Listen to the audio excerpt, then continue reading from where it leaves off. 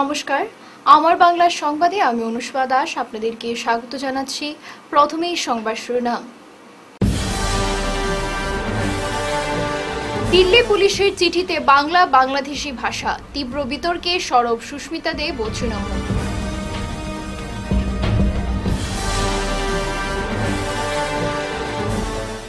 সোনাইয়ের স্ত্রীকে কুড়াল দিয়ে খুন করল স্বামী, এলাকায় চাঞ্চল্য।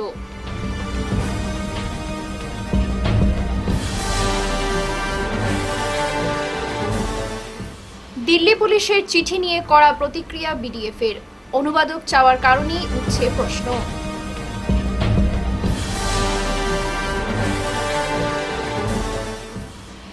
বিমানে নির্যাতনের শিকার হুসেন আহমেদ ঘরে ফিরলেন, পরিবারে খুশির জোয়ার।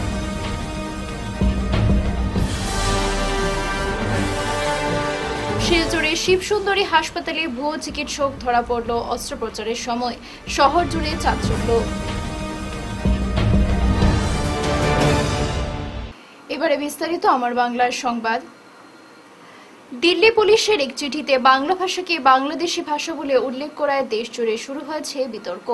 তৃণমূল সাংসদ সুস্মিতা দেব একে চরম অজ্ঞতা ও অপমান বলে আখ্যা দিয়ে কড়া প্রতিক্রিয়া জানিয়েছেন। এ নিয়ে মুখ খুলেছেন পশ্চিমবঙ্গের মুখ্যমন্ত্রী মমতা বন্দ্যোপাধ্যায়। তামিলনাড়ুর মুখ্যমন্ত্রীও টুইটে কটাক্ষ করেছেন। এদিকে বিজেপি আইটি সেল প্রধান অমিত মালভিয়া নিজের ব্যাখ্যায় বলেন, বাংলাদেশে শুধু বাংলা নয়, সিলেটি ভাষাতেও কথা হয়, যা ভারতের বাঙালিরা বোঝেন না। এই মন্তব্য ঘিরে ক্ষোভ প্রকাশ করে সুস্মিতা বলেন, এটি সিলেটিদের স্পষ্ট অপমান। প্রসঙ্গত, বরাক সহ বহু অঞ্চলে শতাব্দীর পর শতাব্দী ধরে সিলেটি ভাষাভাষীরা বসবাস করছেন। ঘটনায় প্রশাসনের ভূমিকা ও নীরবতা নিয়েও উঠছে প্রশ্ন। আজকে বাংলা ভাষা একটা রেকগনাইজ ভাষা আমাদের দেশে, সেটা নিয়ে সমস্ত দেশে সমালোচনা হয়েছে। আমাদের নেত্রী মমতা বন্দ্যোপাধ্যায় প্রথম এটাকে তুলে ধরেছেন এবং নিন্দা জানিয়েছেন। আজকে আমরা দেখতে পেয়েছি যে তামিলনাড়ুর চিফ মিনিস্টারও এটাকে কটাক্ষ করে একটা টুইট করেছেন এবং দেশের বিভিন্ন প্রান্ত থেকে যারা নিজের মাতৃভাষা বাংলায় কথা বলে সবাই এটার নিন্দা করছে। অমিত মালভিয়া বিজেপির আইটি সেলের চেয়ারম্যান স্পষ্টীকরণ দিতে গিয়ে সিলেটিদের অপমান করেছেন। উনি বলছেন যে বাংলাদেশি ভাষা দিল্লি পুলিশ কেন লিখেছে, কারণ বাংলাদেশে শুধু বাংলা ভাষা বলা হয় না, সিলেটিও বলা হয়। এবং এটাও বলছেন যে সিলেটি এরকম একটা ভাষা যে এই দেশের বাঙালিরা এটা কেউ বুঝতে পারে না, কারণ এটা বাংলাদেশের ভাষা। আপনারা অবগত, বরাকের জেলায় আমরা আজকের থেকে না শত শত বছর থেকে সিলেটিতে কথা বলছি এবং শুধু বরাকে না, বরাকের বাইরেও অনেক সিলেটি মানুষরা আছে, বেঙ্গলে আছে, বম্বেতে আছে, দিল্লিতে আছে। তো অমিত মালভিয়াজিকে বলবো, আপনারা যখন একটা ভাষার ইতিহাস জানেন না, যখন একটা অঞ্চলের ইতিহাস জানেন না, তখন আপনারা এই ধরনের মন্তব্য কেন করছেন? আমি মনে করি এটা সিলেটি ভাষার অপমান। আজকে সিলেটিতে আমরা অনেকেই কথা বলি, বিগত দিনে বলেছি, আগামী দিনেও বলবো। আর প্রাইম মিনিস্টার মোদীকে বলছি, আপনি যাদেরকে হোয়াটসঅ্যাপ ইউনিভার্সিটির ডিগ্রি দিয়ে রেখেছেন ওদেরকে আমরা ধিক্কার জানাচ্ছি। সোনাই পূর্বাঞ্চলের গোবিন্দনগর এলাকায় পারিবারিক কলহের জেরে এক যুবক নিজের স্ত্রীকে কুড়াল দিয়ে খুন করেছে। রবিবার বিকেলে ঘটে যাওয়া এই নৃশংস ঘটনায় গোটা এলাকায় চাঞ্চল্যের সৃষ্টি হয়েছে। জানা গেছে, অভিযুক্ত সুরজ দাস তার স্ত্রী ঋতুপর্ণা দাসকে মাথায় কুড়াল দিয়ে আঘাত করলে ঘটনাস্থলেই তার মৃত্যু হয়। ঘটনার পর নির্লিপ্তভাবে রাস্তায় হাঁটতে থাকা সুরজকে গ্রামবাসীরা ধরে পুলিশের হাতে তুলে দেয়। মাত্র 6 মাস আগে তাদের বিবাহ হয়েছিল। স্থানীয় সূত্রে জানা গেছে, বিবাহের পর থেকে কলহ লেগেই ছিল। পুলিশ তদন্ত শুরু করেছে।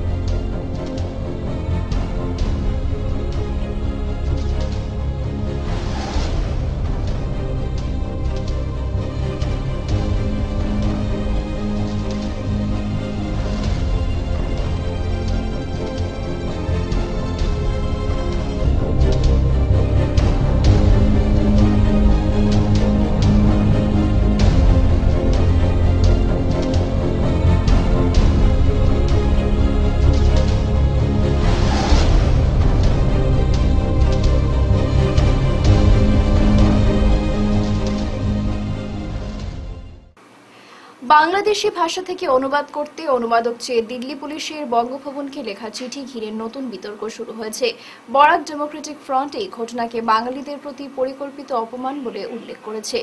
বিডিএফ মিডিয়া সেলের আহ্বায়ক জয়দীপ ভট্টাচার্য দাবি করেন, বাংলা ভাষাকে বাংলাদেশি ভাষা বলা কেবল অজ্ঞতা নয়, এটি একটি ইচ্ছাকৃত অপচেষ্টা। তিনি বলেন, পুলিশের এই পদক্ষেপের মাধ্যমে সন্দেহ তৈরি করা হচ্ছে যেন বঙ্গভবনে বাংলাদেশি ভাষার চর্চা হয়। অপর আহ্বায়ক ঋষিকেশ দে বলেন, বাঙালিদের নাগরিকত্ব নিয়ে ছেলে খেলার প্রতিবাদে এখন ঐক্যবদ্ধ হওয়া ছাড়া বিকল্প নেই। বিমানে শারীরিক নির্যাতনের শিকার হওয়া যুবক হুসেন আহমেদ মজুমদার অবশেষে নিজ বাড়িতে ফিরেছেন। রবিবার সকাল 7টায় বরপেটা থেকে সড়ক পথে তিনি লাঠিগ্রাম নিজের ঘরে পৌঁছান।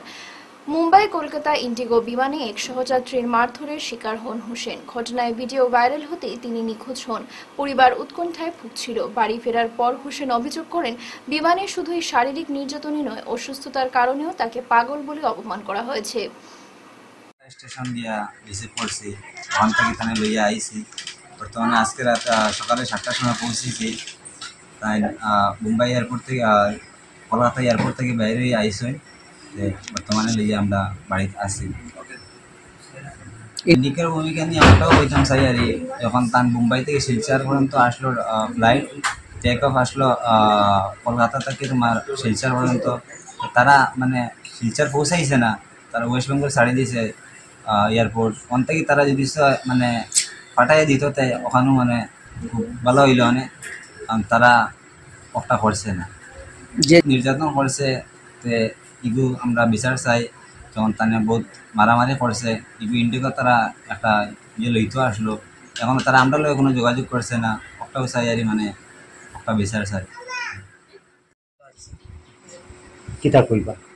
কী বলবো, আমি তো আল্লাহর হুকুম ইয়া বাড়িতে পৌঁছেছি, তবে এখন সুস্থ আছি।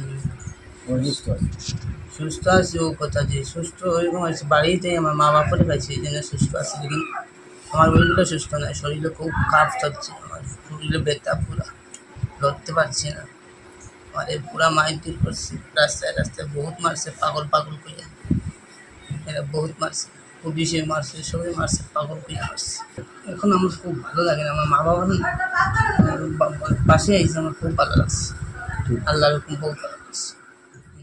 শিলচর শহরের স্বাস্থ্য ব্যবস্থাকে কাঁপিয়ে দিয়ে এক ভুয়ো চিকিৎসক ধরা পড়েছেন অস্ত্রোপচারের সময়। ঘটনাটি ঘটেছে শহরের অন্যতম পরিচিত হাসপাতাল শিবসুন্দরী নারী শিক্ষা সেবাশ্রমে, যেখানে দীর্ঘদিন ধরে চিকিৎসকের ভেগ ধরে সাধারণ মানুষের জীবন নিয়ে ছিনিমিনি খেলছিলেন এক প্রতারক। ধৃত ব্যক্তির নাম পুলক মালাকার। অভিযোগ, তার নেই কোনো স্বীকৃত চিকিৎসা ডিগ্রি কিংবা বৈধ নিবন্ধন, অথচ হাসপাতালের ভেতরে চালিয়ে যাচ্ছিলেন অস্ত্রোপচার ও অন্যান্য চিকিৎসা কাজ। শেষমেশ এক গর্ভবতী মহিলার সিজারিয়ান অপারেশনের সময় পুলিশের হস্তক্ষেপে হাতে নাতে ধরা পড়ে সে। খবর ছড়িয়ে পড়তেই শিলচর জুড়ে নেমে আসে চরম ক্ষোভ ও চাঞ্চল্য। সাধারণ মানুষের প্রশ্ন, এতদিন ধরে কিভাবে একজন জাল চিকিৎসক নির্বিঘ্নে অপারেশন চালিয়ে যেতে পারল? হাসপাতাল কর্তৃপক্ষ কিভাবে কিছুই টের পেল না? এই ঘটনাকে ঘিরে ইতিমধ্যেই তদন্তে নেমেছে কাছাড় জেলা পুলিশ। হাসপাতালে পুলক মালাকারকে নিয়োগের পেছনে কারা কারা জড়িত তা খতিয়ে দেখা হচ্ছে। হাসপাতাল কর্তৃপক্ষকেও নেওয়া হয়েছে জিজ্ঞাসাবাদের আওতায়। এই ঘটনার পর সাধারণ মানুষের মধ্যে তৈরি হয়েছে চরম উদ্বেগ ও স্বাস্থ্য ব্যবস্থার প্রতি গভীর অনাস্থা। স্বাস্থ্য বিভাগ ও প্রশাসনের তরফে দ্রুত পদক্ষেপের দাবি জানাচ্ছে জনসাধারণ। আজ শিলচর কিশোর কুমার ফ্রেন্ডস ক্লাবের উদ্যোগে 96তম কিংবদন্তি শিল্পী কিশোর কুমারের জন্মজয়ন্তী উপলক্ষে সার্কিট হাউসের নিকটে অবস্থিত কিশোর কুমারের প্রতিমূর্তির সামনে এক অনুষ্ঠান হয়। অনুষ্ঠানের শুরুতে প্রথমে সকাল 8টায় কিশোর কুমারের মর্ম মূর্তিতে শিলচর বিধায়ক দীপান চক্রবর্তী, ফ্রেন্ডস ক্লাবের সভাপতি তৈমুর রাজা চৌধুরী ও সম্পাদক সুজিত কুমার দাস একসাথে মিলে মাল্যদান করেন। অনুষ্ঠানের আমন্ত্রিত অতিথিরা ও অন্যান্যরা সবাই শিল্পী কিশোর কুমারকে পুষ্পার্ঘ্য অর্পণ করে প্রণাম করেন। এরপর বিভিন্ন শিল্পীরা সমবেত সঙ্গীত পরিবেশন করেন। এই অনুষ্ঠানের বিষয়ে বিধায়ক দীপান চক্রবর্তী, সভাপতি তৈমুর রাজা চৌধুরী ও অন্যান্যরা বক্তব্য রাখেন। আবার বিকেলে গুরুচরণ বিশ্ববিদ্যালয়ের শিল্পীরা স্মরণে গানে গানে শ্রদ্ধাঞ্জলি অনুষ্ঠান হয়।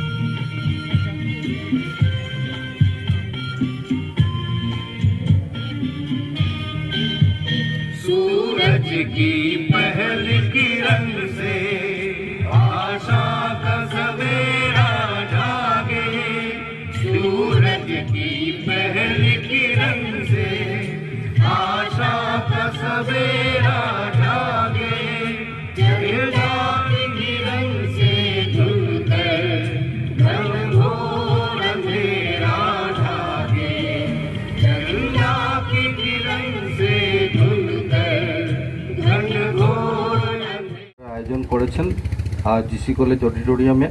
আপনাদের সকলকে আসার জন্য আমি অনুরোধ রাখছি। কিশোর কুমারের যে শ্রদ্ধাঞ্জলি, এই শ্রদ্ধাঞ্জলির জন্য আজকে 4 আগস্ট আমরা জানি যে দেশের বিভিন্ন প্রান্তের সহিত শিলচরের বিভিন্ন জায়গায় এই অনুষ্ঠান পালিত হয়। তাই এই অনুষ্ঠানের মাধ্যমে কিশোর কুমারকে আমরা নিজের জীবনে জিয়ে রাখার যে প্রচেষ্টা, এই প্রচেষ্টা আমরা করে যাচ্ছি। আগামীতে আমরা সবসময় কিশোর কুমারকে শ্রদ্ধাঞ্জলি জ্ঞাপন করব। আর কিশোর কুমারের নামে আমরা অনেক শিল্পী বেরোতে দেখেছি, আজকেও তার ধারা অব্যাহত রয়েছে। আমাদের বরাক উপত্যকায় বিভিন্ন গুণী শিল্পী যারা কিশোর কুমারের গান আমরা দেখতে পাই। যাই হোক, আজকে বিকেলেও আমরা অনেক কিশোর কণ্ঠী যারা রয়েছেন তাদেরকে আমরা শুনতে পারবো।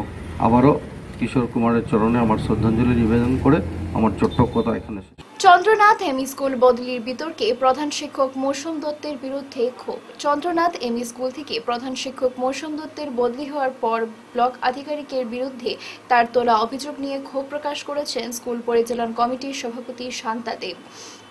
শান্তা দেব জানান, পড়ুয়াদের মারধর, পোশাক বিতরণ না করা এবং অন্যান্য অনিয়মের অভিযোগে মৌসুম দত্তকে বদলি করা হয়েছে। অভিভাবক এবং স্থানীয় সমাজকর্মীরা অভিযোগ করে নিজের দায়িত্ব সঠিকভাবে না পালন করে এখন মিথ্যা প্রচার চালাচ্ছেন মৌসুম দত্ত। বর্তমানে নতুন প্রধান শিক্ষক আবু ইউসুফ চৌধুরীর নেতৃত্বে স্কুল উন্নতির পথে এগোচ্ছে বলেও জানান তারা। কিন্তু তাই একলাই 100 তাই কেউ কথা শুনতাম না। আমরা কমিটিরে কোনো ধরনের খালি কাজ আইছে, ওই জানতাম কাজ আইছে, একটা সিগনেচার লইতাম, মিটিংটা করতাম। কিন্তু কাজ কিভাবে হইছে, এটা থেকে কোনো কিছু বাড়ছে নি, এই ধরনের কোনো ধরনের আমরা হিসাব কিতাব দিতাম না। তারপরে তানডে যখন ট্রান্সফার হয়ে গেল, তখন আমি সুন্দর মতো কইলাম যে স্যার আপনার ট্রান্সফার হয়েছে, আপনি বুরুঙ্গা গিয়া জয়েনিং লইলেন। আমার স্কুলেরই টিচার আবু ইউসুফ চৌধুরী, তাই আমার নতুন এসেছে, তাই খুব সুন্দর ক্লাস করাইরা বা স্কুলও খুব সুন্দর চালাইয়া যাইরা। অন্য স্টাফরাও আমার যথেষ্ট পরিশ্রম করিয়া স্কুলটারে সৌন্দর্য করে, খালি তাই একলা করা না। আর আমার যে নতুন এইচএম, তার দ্বারা বহুত স্কুল 3 মাসের মধ্যে যতটুকু ডেভেলপ হয়েছে, আমি বুঝছি 3 বছরে তাই অনেক ডেভেলপ করতে পারবা। আর একটা কথা যে এখানে শুনছি যে বিও স্যার রাজেশ চক্রবর্তী স্যারের বিরুদ্ধে কথা কোয়া, তাই না আমরা ফান্ডের ব্যাপারে কিচ্ছু না। ফান্ড 2 কোটি শুনছি, কিন্তু এখনো স্যাংশনই হয়েছে নি, তাও ভালো করে জানি না, বা ফান্ড আইসে বলিয়া যায় না। এটার মধ্যে রাজেশ চক্রবর্তী স্যারের কোনো হাত নাই, তানে মিথ্যা দোষী করা হয়। আর এটা মৌসুম দত্ত স্যারের কোনো লাগালাগি পার্সোনাল হইতে পারে বিও স্যারের লগে, এর লেগে তাই বিও স্যারের কথাটা বারবার উল্লেখ করা। সময় চাবি লই আইরা কমন রুম থেকে তাই জিনিস নিরা, এটা তো কথা নাই। তাই ওখানে হ্যান্ড ওভার করছেন না স্কুলটারে। তাই কোনো হিসাব কিতাব কোনো টিচার নতুন যে হেড টিচার হয়েছে, তারে কোনো হিসাব কিতাব তাই দিলা না। ডেইলিও একবার কোন আমি দিব, অথচ তান 2টা গাড়ি, একটা গাড়ি তেনে 400 দিন এখান থেকে বাইর করে আনিছেন, গাড়ি রাখা। তাই না হাটিয়া যে যান, তাই তো মিথ্যাবাদ এখানে, মিথ্যা কথা এখানে তাই কোন এরকম মিথ্যাবাদ দিত, তার পরিণাম তো তার আরো পরে খুব খারাপ হইব, খুব খারাপ পরিণাম হইব। তাই একটা বাচ্চারার উপরে তাই যেটা খুশি ওটা কররা, বাচ্চারারে কত বাচ্চা তাই মারিয়া খেদাইছেন স্কুল থেকে।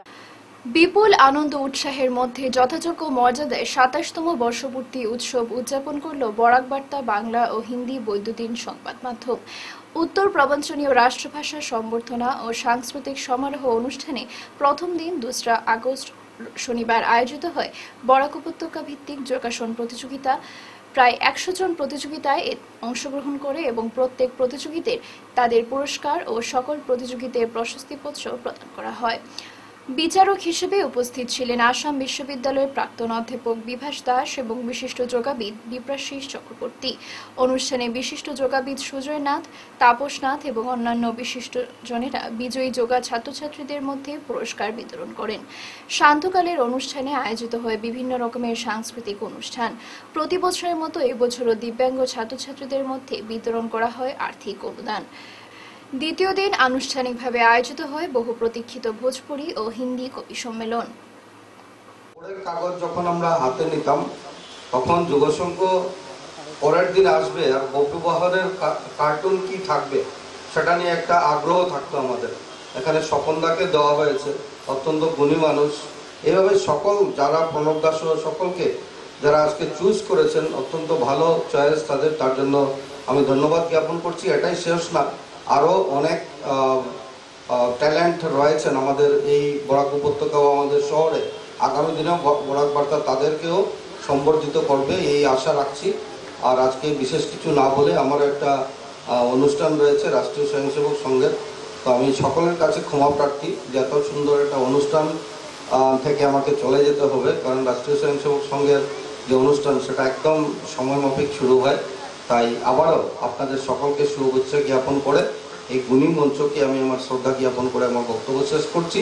শেষ করার আগে আপনাদের সকলকে বলছি, বরাক বার্তাকে আপনারা সবাই সাপোর্ট করবেন, তার ভিউয়ার যাতে বাড়ে তার জন্য আপনারা সহযোগিতা করবেন, আর তাদের পরিবারের সকলকে আপনারা উৎসাহ বর্ধন করার জন্য আজকের দিনের যে এই অনুষ্ঠানকে অবশ্যই আপনাদের সোশ্যাল মিডিয়াতে সেটা ভালো করে লিখে তাদেরকে উৎসাহ প্রদান করবেন, এই আশা রাখছি। বন্দে মাতরম, ভারত মাতা কি। কালাছড়ায় হজরত নিমাইচাঁদপুরে 23তম ওফাত দিবস ও মাসিক খানকা মাহফিল সম্পন্ন।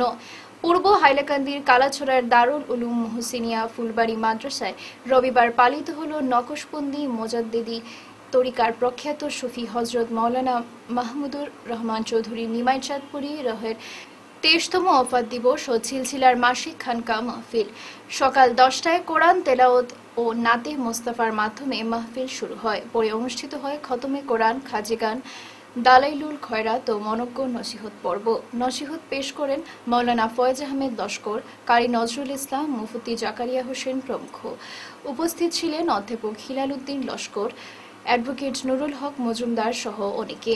সভাপতিত্ব করেন বড় সাহেবজাদা মাওলানা মুসলিহ উদ্দিন চৌধুরী। আখিরি মোনাজাতে ছিলেন মিলাদ ও তরিকতের খতম। পরিচালনায় ছিলেন সাহেবজাদা আইন উদ্দিন চৌধুরী ও মাওলানা আফজল হোসেন। আমি আশা রাখি জনগণের কাছে একটি আহ্বান রাখছি, এই মাদ্রাসাকে দিনী শিক্ষাকে বাঁচিয়ে রাখতে এবং মাদ্রাসাগুলোকে জিন্দা রাখতে আমাদের যারা জনগণ আছেন, যারা সবসময় সহজে সাহায্য করেন, তাদের প্রতি বিশেষ গুজারিশ রাখছি, যার এই দিনী শিক্ষা প্রতিষ্ঠানকে বাঁচিয়ে রাখার জন্য আপনাদের সবসময় সহযোগিতার প্রয়োজন। আর্থিক যেরকমের যে সহযোগিতা করতে পারেন, আপনাদের সহযোগিতার খুবই প্রয়োজন এই মাদ্রাসাকে এগিয়ে নিয়ে যাওয়ার জন্য। বর্তমানে আমাদের ছাত্রে প্রায় 110 জনের মতো আছেন, হোস্টেলে থাকেন প্রায় 77 জন ছাত্র থাকেন। তাদের খাওয়া দাওয়ার ব্যবস্থা মাদ্রাসার কর্তৃপক্ষ বহন করে থাকে। 2 বার আমাদের এখান থেকে খাওয়ার ব্যবস্থা করে দেওয়া হয়, সকাল এবং সন্ধ্যার পর 2 বার খাবার দেওয়া হয়। আর বিনামূল্যে ছাত্র আমাদের এখান থেকে শিক্ষা গ্রহণ করে।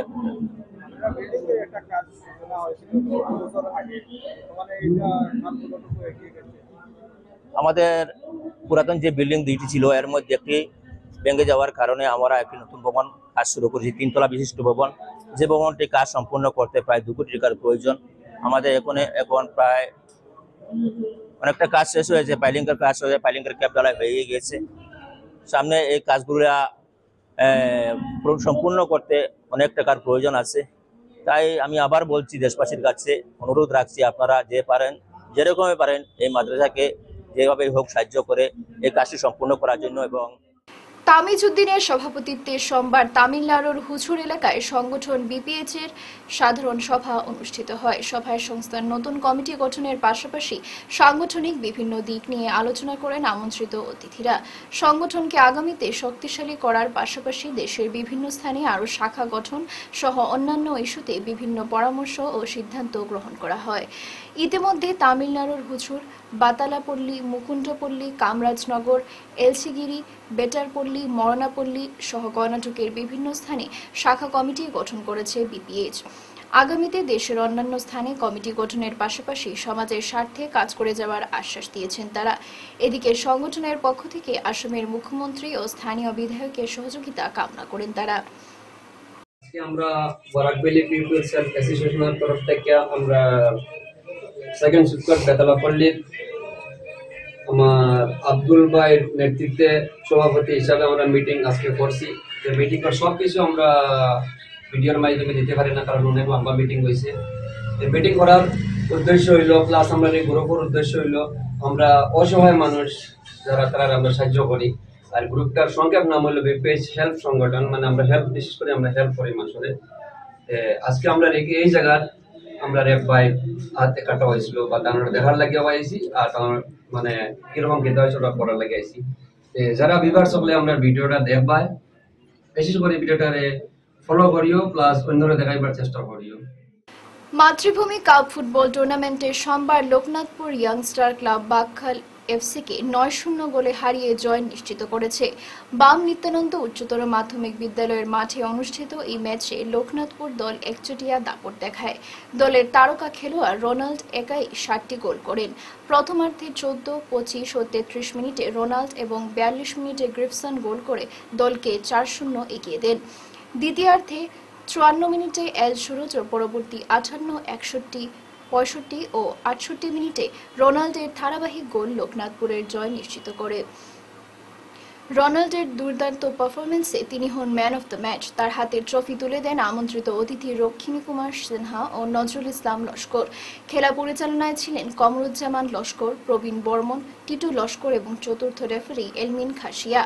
আয়োজকদের পক্ষ থেকে ক্রীড়া সম্পাদক পিঙ্কু বর্মন জানান, মঙ্গলবার বি গ্রুপের প্রথম খেলায় মুখোমুখি হবে ওয়াইসি মাঝখাল এফসি ও কর্কট এফসি। আপনি কি আজকের খবর ঠিক সময় চাইছেন? মিস করবেন না। আমার বাংলা নিউজ নিয়ে হাজির রাত ৯টা ও ১০টায়, সরাসরি আপনার কাছে, আপনার কানে। দেশের রাজনীতি, অর্থনীতি, শিক্ষা, বিনোদন, খেলাধুলা সবকিছু একসাথে এক জায়গায়। আর সময় মিস হলে কি হবে? নিশ্চিন্ত থাকুন, পুনঃপ্রচার পেতে পারেন পরের দিন সকাল ৯টা, ১০টা, ১১টা, দুপুর ১২টা ৩০ ও বিকেল ৩টা। বিজ্ঞাপন বা আপনাদের সংবাদ প্রকাশের সুযোগ নিতে যোগাযোগ করুন 9435070039 অথবা 7002745927 এই নম্বরে। শেষ করার আগে বিশেষ বিশেষ খবর আরও একবার। দিল্লি পুলিশের চিঠিতে বাংলা বাংলাদেশি ভাষা, তীব্র বিতর্কে সরব সুস্মিতা দেব ও তৃণমূল।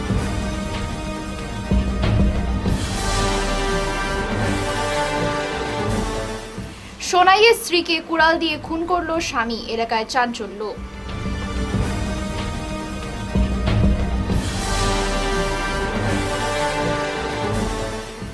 দিল্লি পুলিশের চিঠি নিয়ে কড়া প্রতিক্রিয়া বিডিএফের, অনুবাদক চাওয়ার কারণেই উঠছে প্রশ্ন।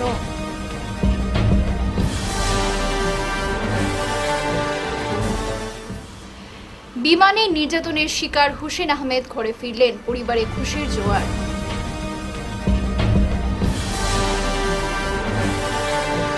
শিলচরে শিবসুন্দরী হাসপাতালে ভুয়ো চিকিৎসক ধরা পড়ল অস্ত্রোপচারের সময়, শহর জুড়ে চাঞ্চল্য।